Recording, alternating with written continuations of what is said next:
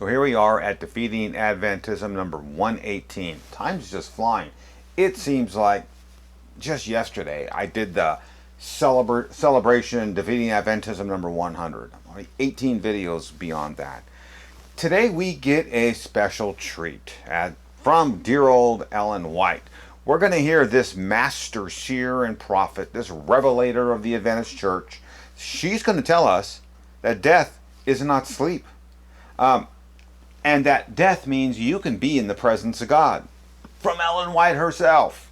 Now, all I got to say to you, Adventists, are her visions, and we're going to look here in early writings, and we're going to look in selected messages today, as well as A Word to the Little Flock from 1847. Are her visions from God? Are they accurate? Can we believe them? We're going to examine her first vision. A vision I've examined at least once, if not twice already, because they keep doing things to it. We're going to look at this 1882 edition of her vision, because her visions were reprinted in 1882, because there's a big controversy going on in the world about Adventists were being accused of suppressing, hiding, changing Ellen White's vision. So they were reprinted here. Let's look at what this book says about the reprints. So here's the very same book again. It's the early writings. It's the second edition, 1882. And we're going to look here on the preface page, on 4, where you see with the red square around it. So let's just see what it says when we blow it up. And what do they say? They say that when they reprint these, that footnotes are going to be given, and they might get some dates and explanations. Then they say, aside from these, no changes from the original work have been made in the present edition. Read that again.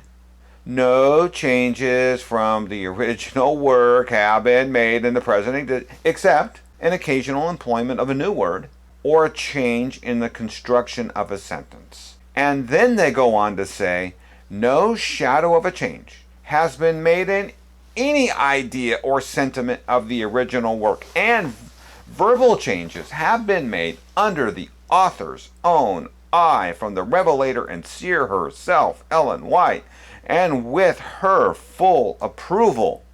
So, is this a true statement? No shadow of a change has been made in any idea or sentiment in the original work. Is that a true statement, or is that a false statement?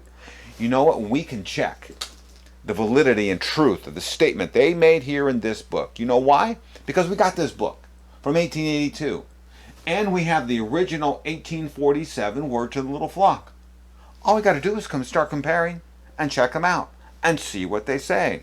Let's look at those documents. Here it is. Word to the Little Flock, 1847. We are going to jump to page 16.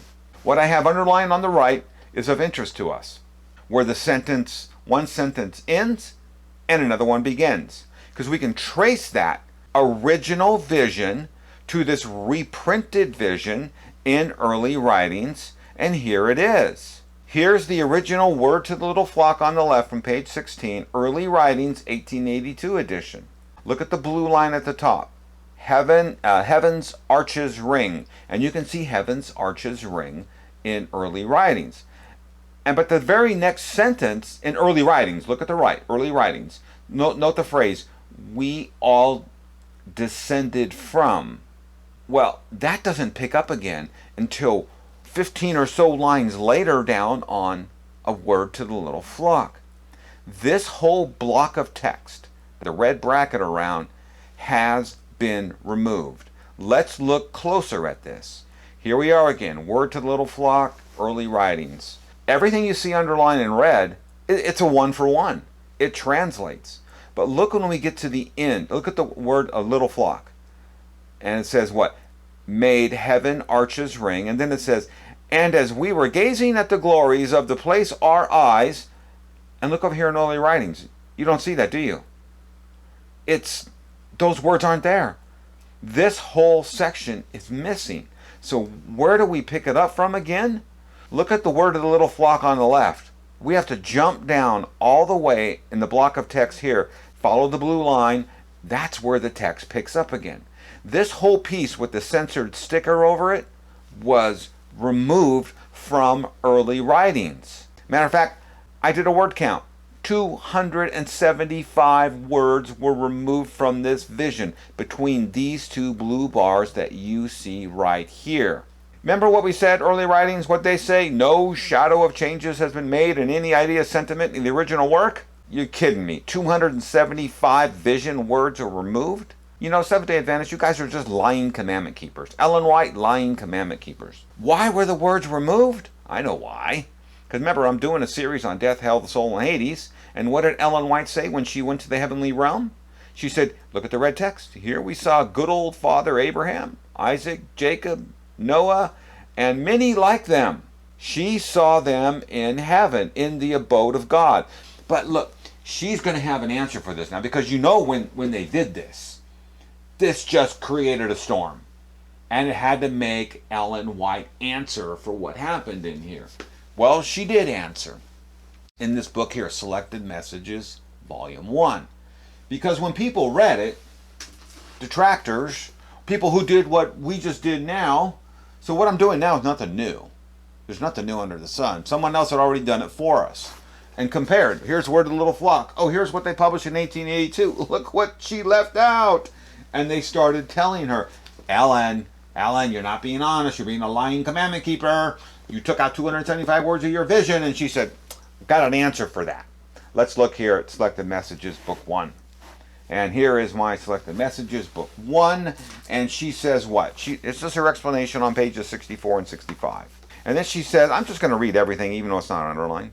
In another passage from the book, A Word to the Little Flock, I speak of scenes upon the new earth. Remember that. She says she's speaking of the new earth. And state that I saw there holy men of old, Abraham, Isaac, Jacob, Noah, Daniel, and many like them. And then she goes on to talk about her detractors. Let's turn the page and go to page 65.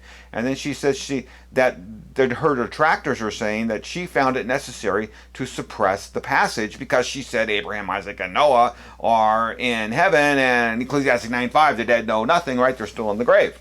Now she's defending herself in the next underline. In the year 1844, I accepted the doctrine we now hold. So she's saying she was a staunch, non-immortality of the soul. Then she says, I've never by voice, pen, advocated anything other. And look what she says here.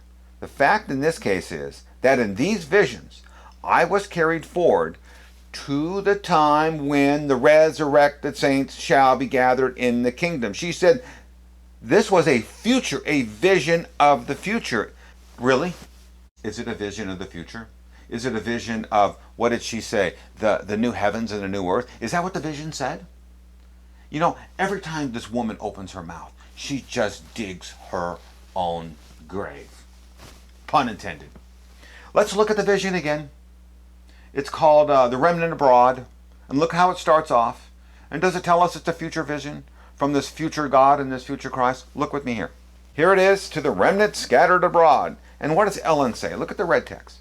While we look not at things which are seen, for the things which are seen are temporal, but the things which are not seen are eternal. And this is what she did in heaven. I have tried to bring back a good report and a few grapes from the heavenly Canaan, where she told us she saw Abraham, Isaac, and Jacob, and Daniel, and Noah. And then she says in the last one, but I declare to you, my brethren and sisters, in the Lord, it's a goodly land, and we are able to go up and possess it. Nowhere in the beginning of that vision, when she made the excuse here in this book, well, I'm talking about the new heavens and the new earth, the vision doesn't say that. She's a lying commandment keeper when she did it here and is trying to change the words. So what you just read here as Ellen White's excuse in Selected Messages is something we could call a lie. It's a cover-up. And you know, the cover-up just makes the whole story worse, because the cover-up doesn't even match what we just saw in the first paragraph for A Word to the Little Flock, because it doesn't say what she said it said. Think about her excuse here in Selected Messages. She said, well, I was shown visions of the new world, and that's why you saw Abraham, Isaac, and Jacob, because it's the new world, and we're all in the new world. Well, if that's true, and if that's not a problem, then why are those words still missing out of here in 1882? Huh? Why? Because she knows they are a problem. She knows she's lying here and has to cover up for her silly visions when they took 275 words of it and reprinted it in here. 275 words. So, Adventists, join me in recognizing your grand seer and master prophet, Ellen White, when she said in original words of the little flock, that to be absent from the body is to be present with the Lord, because that's what she proved in 1847, 2 Corinthians 5:8. And that, by the way, death and dying is not to go to sleep in the grave, but it's to be in heaven with the Lord. She proved it for us in words to the little flock. By the way, God is not a God of the dead, but of the living, Matthew 22:32. I know I've said this before in my videos. God is not a God of the dead, but of the living. But Adventists, you have a different God, you got a different Christ, because when you die, Adventist, you are in the grave, you're sleeping, and you're waiting for the final resurrection. Your God is a God of the dead. It's not the God of the Bible. You have a God, and you have a Jesus. It's just the wrong one. To get death wrong, and the fact that death is eternal, life is eternal, where you're going to spend that time is eternal, because it's based on the justice of God. Now I understand that some of us good Christians can disagree on the fact of whether there's a time lapse between death and your resurrection and then your time for eternal life. We can disagree on that. But in terms of the justice of God and what's going to happen after that time, whether it's your reward into eternal paradise, heaven, or bliss, or your reward for your eternal time, like the rich man in Hades or hell, they're both eternal. And to get the justice of God wrong is to put your eternity in consequence. It's time for you Seventh-day Adventists to recognize what the Bible really says, and I've gone over the Greek words. Eternal is eternal, hell is eternal, heaven is eternal. Time for you to recognize this and to reject your Adventism.